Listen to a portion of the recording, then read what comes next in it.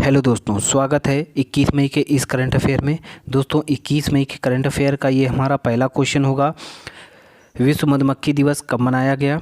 विश्व मधुमक्खी दिवस कब मनाया गया? 17 मई, 18 मई, 19 मई या 20 मई को? तो दोस्तों हर वर्ष 20 मई को मधुमक्खी दिवस के रूप में मनाते हैं।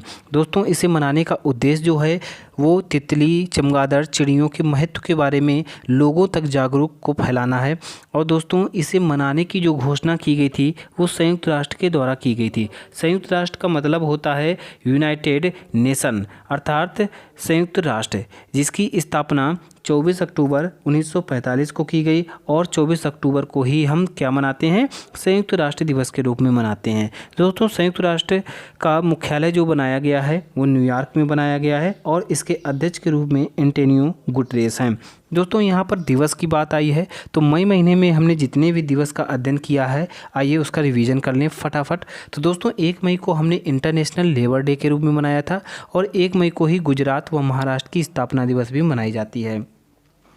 दोस्तों 2 मई को इंटरनेशनल टूना डे मनाया। टूना एक मछली का नाम होता है। तो इंटरनेशनल टूना डे कब मनाते हैं? 2 मई को।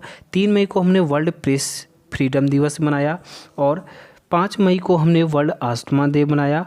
और दोस्तों ये आस्थमा डे जो मनाया जाता है ये मई महीने के पहले मंगलवार को मनाया जाता है, जो 2020 में ये 5 मई को पड़ा है। दोस्तों 7 मई को हमने वर्ल्ड एथलेटिक्स डे मनाया। 8 मई को वर्ल्ड रेड क्रॉस डे मनाया तथा 8 मई को ही वर्ल्ड थैलेसीमिया दिवस भी मनाते हैं। 9 मई को हमने प्रवासी पक्षी दिवस मनाया और 11 मई को नेशनल टेक्नोलॉजी डे मनाया। 12 मई को इंटरनेशनल नर्स डे मनाया। 16 मई को सिक्किम की स्थापना दिवस मनाई। 17 मई को विश्व रक्तचाप दिवस मनाया और 18 मई को अंतर्राष्ट्रीय संग्रहालय दिवस मनाया। अब हमने 20 मई को क्या मनाया है दोस्तों? विश्व मधुमक्खी दिवस मनाया है। नेक्स्ट क्वेश्चन पर अगला क्वेश्चन है दोस्तों, किस राज्य सरकार ने प्रवासी मजदूरों के लिए चरण पादुका अभियान शुरू किया है? किस राज्य सरकार ने प्रवासी मजदूरों के लिए चरण पादुका अभियान शुरू किया है? मध्य प्रदेश सरकार ने, उत्तर प्रदेश सरकार ने, बिहार ने कि झारखंड की सरकार ने? तो दोस्तों मध्य प्रदेश की सरकार ने प्रवासी मजदूरों के लिए चरण पादुका अभियान शुरू किया है। दोस्तों इस अभियान का उद्देश्य है जो प्रवासी मजदूर एक राज्य से दूसरे राज्य अर्थात अपने घरों की ओर पैदल ही जा रहे हैं तो वो नंगे पांव जा रहे हैं, उन मजदूरों को जूते, चप्पल आदि प्रदान किए जाएंगे। किस सरकार के द्वारा? मध्य प्रदेश सरकार के द्वारा। तो दोस्तों बात है मध्य प्रदेश सरकार की, तो मध्य प्रदेश की राजधानी भोपाल है। मध्य प्रदेश के मुख्यमंत्री शिवराज सिंह चौहान हैं जो बीजेपी पार्टी से हैं। मध्य प्रदेश के गवर्नर लालजी टंडन हैं और मध्य प्रदेश के मुख्य न्यायाधीश जो हैं वो अजय कुमार मित्तल हैं। मध्य प्रदेश से लोकसभा की सीटें 29, राज्यसभा की सीटें 11 तथा विधानसभा की सीटें 231 निश्चित की गई हैं। मध्य प्रदेश के पड़ोसी राज्यों की संख्या 5 है। महाराष्ट्र, छत्तीसगढ़, उत्तर प्रदेश, गुजरात और राजस्थान, ये पांचों राज्य मध्य प्रदेश से सीमा रेखा बनाते हैं। दोस्तों आपको बता दें मध्य प्रदेश से कर्क रेखा होकर गुजरती है, अर्थात भारत के 8 राज्यों से कर्क रेखा होकर गुजरती है, जिसमें मध्य प्रदेश से भी होकर गुजरती है। वो 8 राज्य कौन कौन से हैं? गुजरात, राजस्थान, मध्य प्रदेश, छत्तीसगढ़, झारखंड, पश्चिम बंगाल, त्रिपुरा और मिजोरम। तो इन 8 राज्यों में से भारत के बीचों बीच से कर्क रेखा होकर गुजरती है। दोस्तों मध्य प्रदेश में बहुत सारे राष्ट्रीय उद्यान हैं, जैसे कान्हा राष्ट्रीय उद्यान, माधवगढ़ राष्ट्रीय उद्यान, बांधवगढ़ राष्ट्रीय उद्यान, पन्ना राष्ट्रीय उद्यान, सतपुड़ा राष्ट्रीय उद्यान, वन विहार राष्ट्रीय उद्यान आदि कई राष्ट्रीय उद्यान हैं जो आपके एग्जाम में पूछे जाते हैं। ये सारे राष्ट्रीय उद्यान आपके मध्य प्रदेश राज्य में ही स्थित हैं। नेक्स्ट क्वेश्चन, अगला क्वेश्चन है, किस बैंक ने गोल्ड लोन की सुविधा का शुभारंभ किया है? किस बैंक ने गोल्ड लोन की सुविधा का शुभारंभ किया है? केनरा बैंक ने, यूको बैंक ने, एसबीआई बैंक ने या बंधन बैंक ने? तो दोस्तों केनरा बैंक ने गोल्ड लोन की सुविधा का शुभारंभ किया है। दोस्तों इस लोन की सुविधा का उद्देश्य है कि गोल्ड लोन व्यवसाय कोविड-19 महामारी के कारण अपने ग्राहकों की वित्तीय ज़रूरतों को पूरा करने के लिए शुरू किया गया है। तो दोस्तों बात है केनरा बैंक की, तो केनरा बैंक की स्थापना 1906 में की गई थी और इसका मुख्यालय कर्नाटक के बेंगलुरु शहर में बनाया गया है। दोस्तों केनरा बैंक के वर्तमान में एमडी या सीईओ लिंगम वेंकट प्रभाकर हैं और वर्तमान में केनरा बैंक के चेयरमैन TN मनोहरन हैं। अगला क्वेश्चन है, केंद्रीय प्रदूषण नियंत्रण बोर्ड के अध्यक्ष किसे बनाया गया? केंद्रीय प्रदूषण नियंत्रण बोर्ड के अध्यक्ष किसे बनाया गया? दीपक मित्तल, शिवदास मीणा, सुधा मिश्रा, नीरज व्यास। तो दोस्तों शिवदास मीणा को केंद्रीय प्रदूषण नियंत्रण बोर्ड के अध्यक्ष बनाया गया है। दोस्तों केंद्रीय प्रदूषण नियंत्रण बोर्ड को हम CPCB के नाम से भी जानते हैं। दोस्तों CPCB का फुल फॉर्म होता है central pollution control board, central pollution control board. दोस्तों जिसे हिंदी में केंद्रीय प्रदूषण नियंत्रण बोर्ड कहते हैं और इसकी स्थापना 22 सितंबर 1974 को हुई थी और इसका मुख्यालय नई दिल्ली में बनाया गया है और इसके वर्तमान में अब अध्यक्ष हो गए हैं शिवदास मीणा। अगला क्वेश्चन है, किसने बाल को चमकाने के लिए थूक के इस्तेमाल पर प्रतिबंध लगाया है? किसने बाल को चमकाने के लिए थूक के इस्तेमाल पर प्रतिबंध लगाया है?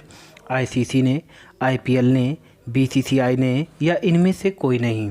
तो दोस्तों जो क्रिकेट के बाल को खेलने के लिए खिलाड़ी अपने बाल में थूक लगाकर गेंद फेंकते थे तो उस पर प्रतिबंध लगाया है हमारे ICC ने।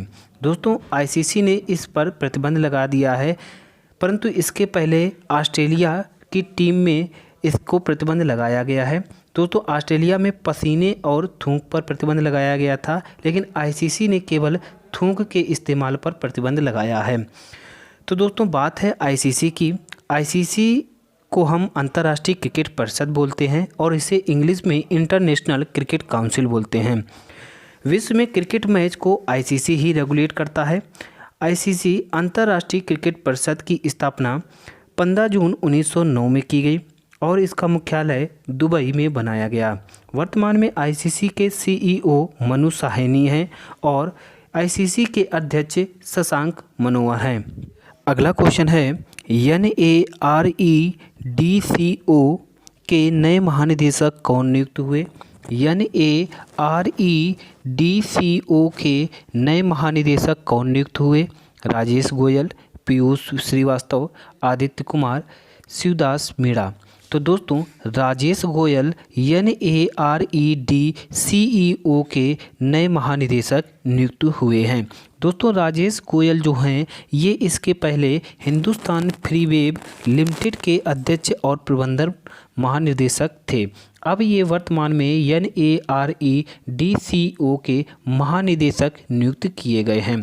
दोस्तों NAREDCO का फुल फॉर्म होता है national real estate development council, national real estate development council. दोस्तों इसकी स्थापना 1998 में की गई और इसका मुख्यालय नई दिल्ली में बनाया गया और इसके वर्तमान में चेयरमैन राजीव तलवार हैं और अध्यक्ष के रूप में निरंजन हीरानंदानी हैं और अब निदेशक जो महानिदेशक हैं वो राजेश गोयल नियुक्त हुए हैं।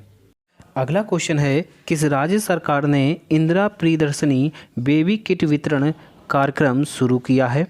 किस राज्य सरकार ने इंदिरा प्रियदर्शनी बेबी किट वितरण कार्यक्रम शुरू किया है? राजस्थान, मध्य प्रदेश, पंजाब या उत्तर प्रदेश? तो दोस्तों राजस्थान सरकार ने इंदिरा प्रियदर्शनी बेबी किट वितरण कार्यक्रम को शुरू किया है। दोस्तों बात है राजस्थान सरकार की, तो राजस्थान की राजधानी जयपुर है और राजस्थान के मुख्यमंत्री का नाम अशोक गहलोत है जो कांग्रेस पार्टी से संबंधित हैं।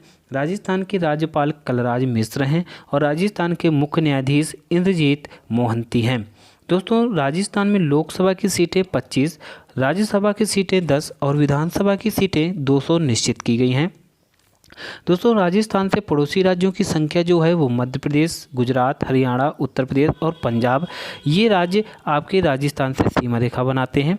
दोस्तों भारत का सबसे बड़ा रेगिस्तान थार रेगिस्तान राजस्थान में ही स्थित है और ये एशिया महाद्वीप का सबसे बड़ा रेगिस्तान है।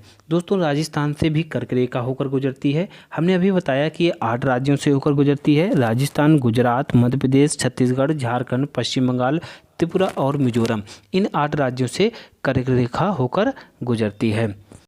तो अगला क्वेश्चन है, रक्षा क्षेत्र में FDI को 49% से बढ़ाकर कितना किया गया है? रक्षा क्षेत्र में एफडीआई को 49% से बढ़ाकर कितना किया गया है? 74%, 75%, 76% या 70%? तो दोस्तों रक्षा क्षेत्र में एफडीआई को 49 से बढ़ाकर 74% किया गया है। दोस्तों ये एफडीआई क्या होता है? दोस्तों एफडीआई किसी एक देश की कंपनी का दूसरे देश में किया गया निवेश आपका प्रत्यक्ष विदेशी निवेश अर्थात एफडीआई ही कहलाता है। दोस्तों एफडीआई को हम इंग्लिश में बोलते हैं foreign direct investment, foreign direct investment, जिसे हिंदी में प्रत्यक्ष विदेशी निवेश के नाम से जानते हैं। तो अब इसको 49% से बढ़ाकर 74% कर दिया गया है। अगला क्वेश्चन है, किस सेना में 17वां LCO युद्धपोत INLCO 1.57 कमीशन किया गया? किस सेना में 17वां LCO युद्धपोत INLCO 1.57 कमीशन किया गया है? भारतीय नौसेना में, थल सेना में, वायुसेना में या तटरक्षक बल में? तो दोस्तों भारतीय नौसेना में 17वां LCO युद्धपोत INLCO 1.5 का कमीशन किया गया है। दोस्तों बात है भारतीय नौसेना को, जिसे हम इंडियन नेवी के नाम से जानते हैं। इसका मुख्यालय नई दिल्ली में बनाया गया और नौसेना दिवस के रूप में हम 4 दिसंबर को मनाते हैं। वर्तमान में भारतीय नौसेना के अध्यक्ष हैं एडमिरल करमबीर सिंह। अगला क्वेश्चन है, WHO के कार्यकारी बोर्ड के अध्यक्ष किसे बनाया गया? WHO के कार्यकारी बोर्ड के अध्यक्ष किसे बनाया गया? डॉक्टर हर्षवर्धन, नरेंद्र मोदी, रमेश पोखरियाल, निर्मला सीतारमण को? तो दोस्तों डॉक्टर हर्षवर्धन को WHO के कार्यकारी बोर्ड के अध्यक्ष के रूप में नियुक्त किया गया है। दोस्तों ये WHO क्या होता है? WHO को दोस्तों हम विश्व स्वास्थ्य संगठन कहते हैं और WHO का जो फुल फॉर्म होता है वर्ल्ड हेल्थ ऑर्गेनाइजेशन होता है। WHO की स्थापना 7 अप्रैल 1948 को की गई, इसलिए दोस्तों 7 अप्रैल को ही हम विश्व स्वास्थ्य दिवस मनाते हैं। दोस्तों इसका मुख्यालय जिनेवा स्विट्जरलैंड में बनाया गया और वर्तमान में इसके अध्यक्ष टेड्रोस एड्रोनोम हैं।